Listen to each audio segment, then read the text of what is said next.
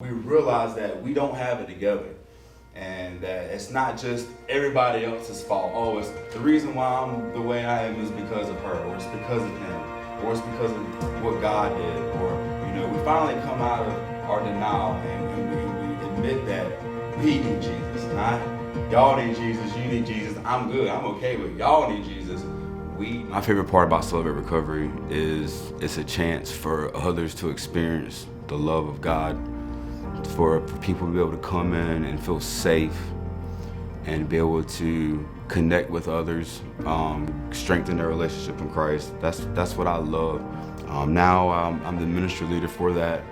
September of this year, 2019, will be 4 years that I've had freedom from certain struggles and habits that I really wanted to concentrate on. God has to help me slowly but surely see things over time, struggles that are going on. I can't remember, the first lesson that we did was denial. My family, we went to church every Sunday, but I never really had a true relationship with Jesus Christ, and I wasn't truly saved then. I didn't know it then, I just thought that, go to church and you say you believe in Jesus, then everything's fine. Probably early in high school, I started experiencing with drugs and alcohol, and sex and any other temptation that comes a teenager's way. I dove in it head first, full steam ahead. Went to college, failed. I came back home, lived with my parents again, and became really depressed. Ended up threatening to commit suicide. In return, I was then escorted from hospital here locally to a hospital in Raleigh. It was a mental rehabilitation clinic and was diagnosed bipolar. Step one, we admitted we were powerless over our addictions and compulsive behaviors and that our lives had become unmanageable. I was kind of reluctant. I felt myself, falling into the same old, I'm just gonna go through the motions. But I knew deep down in my heart that this was gonna be what was gonna change my life if I did it as a Christian, if I did it with God's help. And that's where I remember getting down on my knees and really asking Jesus Christ into my heart and to be my Savior.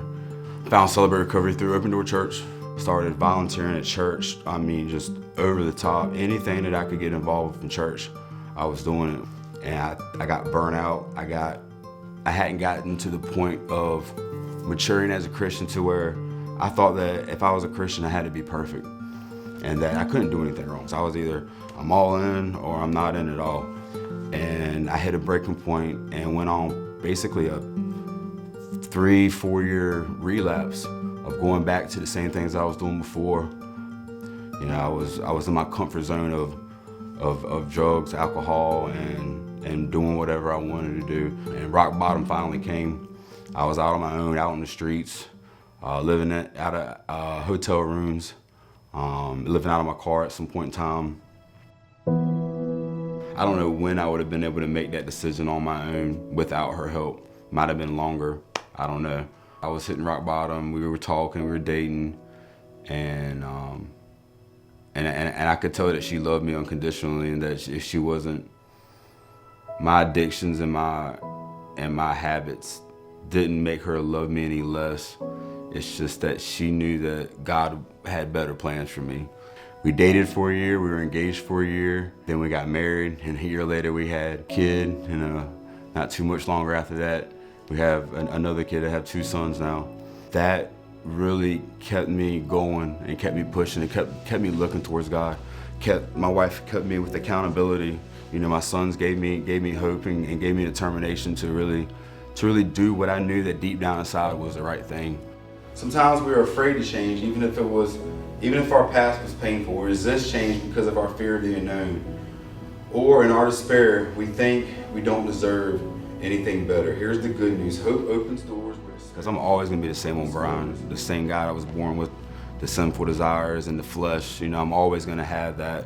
A lot of that core about me isn't going to change.